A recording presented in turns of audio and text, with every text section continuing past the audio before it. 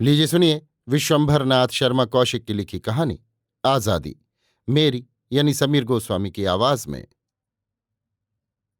हरगिज नहीं। बादशाह सलामत मेरी लख्ते जिगर नूरे नजर दौलती को अगर चाहें तो जबरदस्ती मुझसे छीन कर मंगवा सकते हैं, लेकिन रजामंदी से हरगिज नहीं, कयामत तक नहीं। सन 1650 ईस्वी की बसंत ऋतु थी। दिल्ली की एक प्रसिद्ध वेश्या ने शाहजहां के दूत को उत्तर देते हुए बड़े आवेश के साथ उपर्युक्त वाक्य कहे। दूत आश्चर्य से नेत्र विस्फारित करके बोला, सकीना बानो, तुम होश में हो या नहीं? सकीना बानो सिर हिलाते हुए बोली, मैं बिल्कुल होश में हूं। तुम अपने पेशे को जानती हो? जानती हूं। तुम्हारा पेशा दौलत और ऐश चाहता है। हां, चाहता है, और दौलत और ऐश के लिए सब कुछ कुर्बान करने को तैयार रहता है। सब कुछ सिवा आजादी के, और सब कुछ। आजादी? हां, आजादी। तुम्हारा मकसद मैं नहीं समझा। हम अपनी इज्जत, अपनी अस्मत, अपना जिस्म, अपना हुस्न, सब कुछ दौलत और ऐश के लिए दे सकते हैं, लेकिन आजादी नहीं। ओफो, आजादी इस कदर अजीज है। कोई चिड़िया सोने के पिंजड़े में रहकर और सोने की प्यालियों में दाना पानी पाकर खुश नहीं रह सकती। तो क्या मैं बादशाह सलामत से जाकर यही अर्ज कर दूं जो तुम कह रही हो? यही, लफ्ज ब लफ्ज। इसका अंजाम भी सोच लिया है। मौत से ज्यादा और क्या हो सकता है? इतनी हिम्मत आजादी के लिए? लेकिन सकीना बानो, जरा शहजादे की वली अहद की हालत पर भी तो गौर करो। बिना दौलती के उनकी जिंदगी दुश्वार है। अगर शहजादे वली अहद को दौलती से इतनी मोहब्बत है तो वो मुझ कनीज के करीब खाने पर तशरीफ लाए। मैं उन्हें अपनी पलकों पर बिठाऊंगी। दौलती उनकी कनीज है। जब तक मिजाज चाहे यहां तशरीफ रखें। उफ़ो, वली अहद तुम्हारे मकान पर तशरीफ लाए? तुम्हारा इतना दिमाग? तुम्हारी लड़की मोतियों पर लौटेगी, जवाहरातों से खेलेगी, लेकिन आजादी के लिए तरसेगी। फिर वही आजादी जो ऐश बेटी को नसीब होगा। वली अहद की जो मोहब्बत उसके लिए होगी, उस पर हजार आजादियां कुर्बान हैं। आजादी और मां की मोहब्बत का मुकाबला दुनिया की किसी चीज से भी नहीं हो सकता। तो क्या ये आखिरी फैसला है? बिल्कुल आखिरी। शाहजादे की जान से ज्यादा अजीज उसे अपनी आजादी है? शाहजहां ने भ्रकुटी चढ़ाकर पूछा। जहां पनाह, एक तवायफ का इतना दिमाग? दूत मौन रहा। शाहजहां कुछ क्षणों तक बेचैनी के साथ टहलता रहा। तत्पश्चात दूत की ओर देखकर बोला, मुकबिल। आलीजा, मुकबिल ने सिर झुकाकर कहा।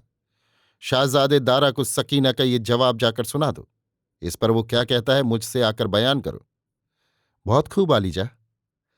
दूत शाहजादे दारा के पास पहुंचा। शाहजादा शोकग्रस्त दशा में चुपचाप बैठा था। दूत को देखते ही किंचित प्रसन्न मुख होकर बोला, खुशामदी मुकबिल, कुए जाना की जियारत कराए। बड़े खुशनसीब हो। क्या पैगाम लाए?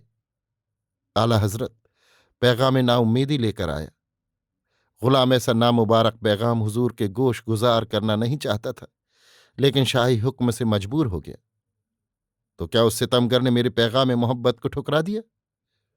हुजूर, उसका तो गुलाम को दीदार भी नसीब नहीं हुआ। जो कुछ गुफ्तगू हुई उसकी वालिदह से हुई। उसने साफ इनकार कर दिया। इनकार कर दिया? एक तवायफ ने?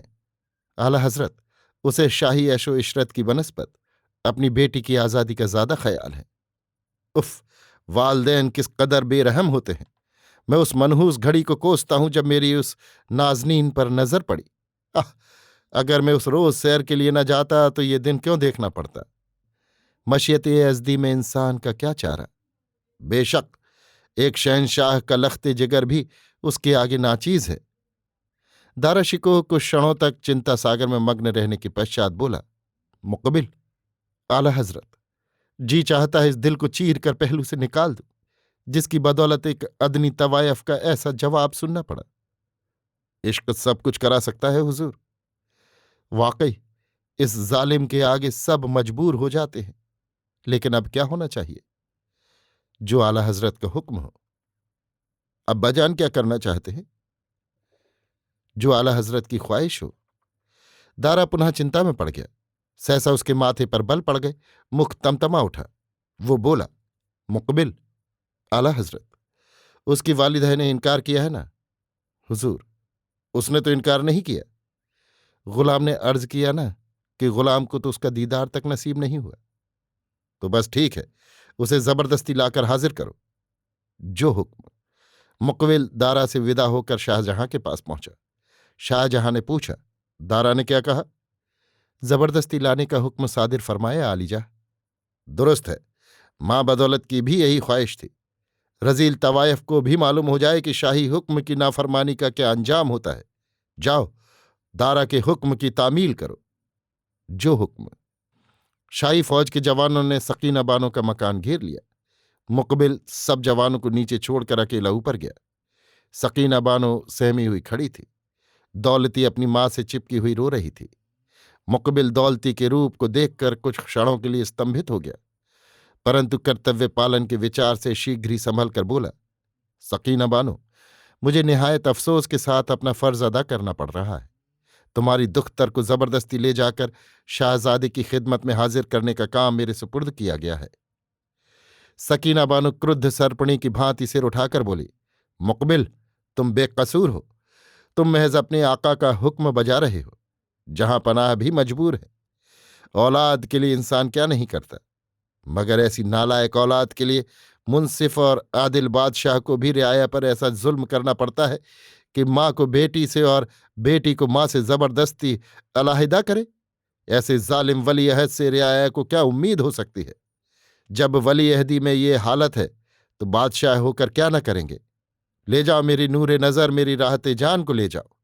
मैं इसका इंसाफ खुदा से तलब करूंगी। इतना कहते कहते सकीना बानो के नेत्रों से अश्रुधारा प्रवाहित होने लगी। उसने दौलती को मुकबिल की ओर ढकेल दिया। दौलती चीख मारकर पुनः मां से जा लिपटी।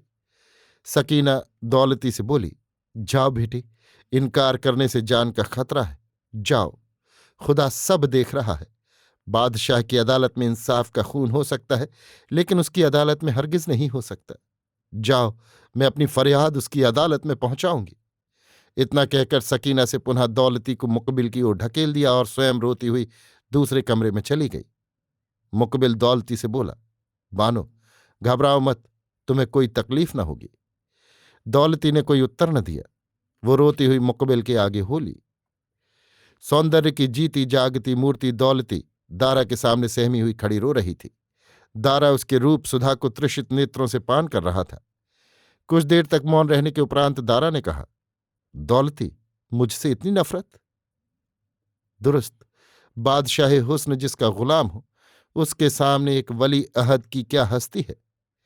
लेकिन आखिर इस कनारा काशी की वजह? दौलती उत्तेजित होकर बोली, माँ बेटी को जबरदस्ती अलहदा करके भी आला हजरत वजह दरियाफ्त फरमाते हैं। गरीब और मजबूर रियाए पर इतना जुल्म। जब वली अहदी में ये हालत है तो बादशाह होकर क्या न करेंगे। दौलती ने अपनी माता के शब्दों को दोहराते हुए कहा। दारा चौंक पड़ा, मानो किसी ने सुई सी चुभो दी। वो उठकर दौलती के सामने खड़ा हो गया और कुछ क्षणों तक उसकी ओर स्थिर दृष्टि से ताकने के पश्चात बोला, दौलती, तुम्हारा कहना बिल्कुल दुरुस्त है। जब वली अहदी में ये हालत है तो बादशाह होकर क्या न करूंगा। लेकिन उफ, क्या करूं, इस दिल से मजबूर हूं। अगर बादशाह और रियाया की जानो माल के महाफिज भी मामूली इंसानों की तरह दिल के ऐसे गुलाम बन जाएं कि जुल्म व इंसाफ का ख्याल छोड़ दें, तो फिर मामूली इंसान और बादशाह में फर्क ही क्या रहा आला हजरत। दारा सिर हिलाता हुआ बोला, बिल्कुल बजा कहती हो जानेमन। खुदा ने तुमको हुस्न की दौलत के साथ अक्ल की दौलत भी अता फरमाई है। काश कि तुम तवायफ के घर में पैदा न होकर किसी आली खानदान के यहां पैदा होती। ये मुकद्दर का कसूर है आला हजरत, मेरा नहीं। बेशक बेशक। खैर, तो तुम क्या चाहती हो? आजादी मंजूर। तुम्हें तुम्हारी मर्जी के खिलाफ महज अपनी राहत के लिए जबरदस्ती अपने पास रखना मोहब्बत की राह रस्म के खिलाफ भी है और रियाया परवरी के खिलाफ भी। इसलिए जाओ, जाने जहां जाओ, मिसले गुल गुलशने जहां में फूलो फलो और शाद रहो। अश्रुपूर्ण नेत्रों से उपर्युक्त वाक्य कहकर दारा ने ताली बजाई। एक खवास सिर झुकाए हुए सामने आई। दारा ने उससे कहा, मुकबिल को हाजिर करो। जितनी देर तक मुकबिल नहीं आया, दारा हसरत भरी दृष्टि से दौलती को देखता रहा। दौलती चुपचाप सिर झुकाए खड़ी रही। मुकबिल के आने पर दारा ने उससे कहा, मुकबिल, दौलती को आराम घर पहुंचाओ। इतना कहकर दारा ने दीर्घ निश्वास छोड़ी। दौलती ने कृतज्ञतापूर्ण नेत्रों से दारा को देखते हुए कहा, आला हजरत, मैं तहे दिल से इस इनायत का शुक्रिया अदा करती हूं। अगर आला हजरत गरीब खाने पर तशरीफ लावें तो ये कनीज हर तरह से खिदमत के लिए तैयार है। दारा विषादपूर्ण मुस्कान के साथ बोला, अगर बादशाह और रियाया की जानो माल के महाफिज भी दिल के ऐसे गुलाम बन जाएं कि अपने रुतबे को भूल कर मामूली इंसानों की तरह एक तवायफ के यहां आने जाने लगें, तो उनमें और मामूली इंसान में फर्क ही क्या रहा? क्यों जाने मन, ये सबक तो अभी तुम्ही ने पढ़ाया था, इसे इतनी जल्दी भूल गई? या ये भी एक अदा थी? खैर, जो भी हो, मैं तो इसे अपने लिए एक सबक ही समझता हूं। जाओ, खुदा तुम्हें शादो आबाद रखे।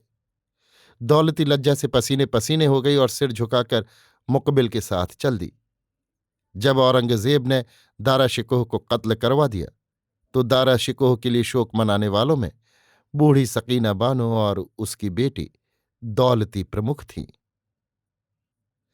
अभी आप सुन रहे थे विश्वंभरनाथ शर्मा कौशिक की लिखी कहानी आजादी, मेरी यानी समीर गोस्वामी की आवाज में।